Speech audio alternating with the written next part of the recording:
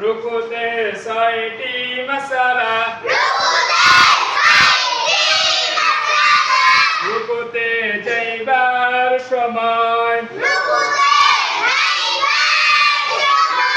আল্লাহু আকবার বলা সুন্নাত রুকু করা ফরজ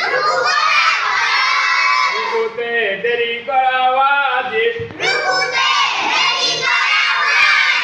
রুকুতে থাকিয়া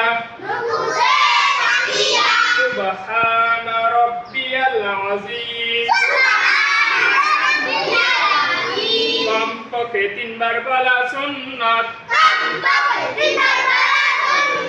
5 বার 7 বার বলা সুন্নাত